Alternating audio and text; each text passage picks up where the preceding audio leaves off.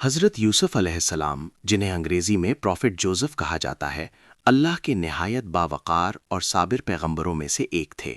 ان کی زندگی کا واقعہ قرآن مجید میں نہایت خوبصورتی سے سورہ یوسف میں بیان ہوا ہے، جسے اللہ تعالیٰ نے احسن القصص یعنی سب سے بہترین قصہ فرمایا ہے۔ وہ یعقوب، حضرت یعقوب علیہ السلام کے پیارے بیٹے، اور ابراہیم، حضرت ابراہیم علیہ السلام کے پڑپوتے تھے۔ آپ ایک مبارک اور مقدس سلسلہ انبیاء سے تعلق رکھتے تھے۔ حضرت یوسف علیہ السلام کو اللہ تعالیٰ نے بہت سی الہی نشانیاں یعنی معجزات عطا فرمائیں، جو اللہ کی قدرت، حکمت اور رحمت کو ظاہر کرتی ہیں۔ 1. سچے خواب اور تعبیر کی صلاحیت۔ اللہ تعالیٰ نے آپ کو خوابوں کی صحیح تعبیر بتانے کی خاص صلاحیت عطا فرمائی۔ بچپن میں آپ نے خواب دیکھا کہ 11 ستارے، سورج اور چاند آپ کو سجدہ کر رہے ہیں، جو بعد میں سچ ثابت ہوا۔ آپ نے قید خانے کے 2 قیدیوں کے خواب درست بیان کیے۔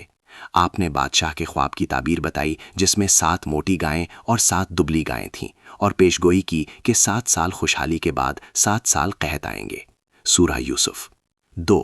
گناہ سے حفاظت۔ جب عزیز مصر کی بیوی نے آپ کو بہکانے کی کوشش کی تو اللہ تعالیٰ نے آپ کو گناہ سے محفوظ رکھا۔ نوجوانی، تنہائی اور دباؤ کے باوجود آپ نے خواہش پر اللہ کی اطاعت کو ترجیح دی۔ یہ مضبوط ایمان اور پاکیزگی کا روحانی معجزہ تھا۔ 3. قید سے اقتدار تک۔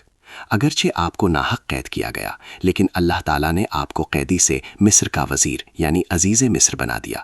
یہ تبدیلی خود اللہ کی مدد اور تقدیر کی بڑی نشانی تھی۔ 4.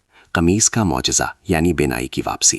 سب سے خوبصورت معجزات میں سے ایک یہ تھا کہ جب آپ کے والد یعقوب، حضرت یعقوب علیہ السلام، غم کی شدت سے بینائی کھو بیٹھے تو حضرت یوسف علیہ السلام نے اپنی قمیص بھیجی۔ جب وہ قمیص حضرت یعقوب علیہ السلام کے چہرے پر رکھی گئی تو اللہ کے حکم سے ان کی بینائی واپس آ گئی۔ سورہ یوسف 12:96۔ 5. طویل جدائی کے بعد ملاپ۔ کئی برسوں کی آزمائشوں کے بعد اللہ تعالیٰ نے آپ کو اپنے والدین اور بھائیوں سے دوبارہ ملا دیا، اور بچپن کا خواب پورا ہو گیا۔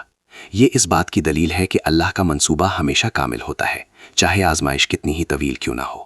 حوصلہ افزا کہانیاں، طاقتور نصیحتیں اور خوبصورت اسلامی مواد مت چھوڑیں۔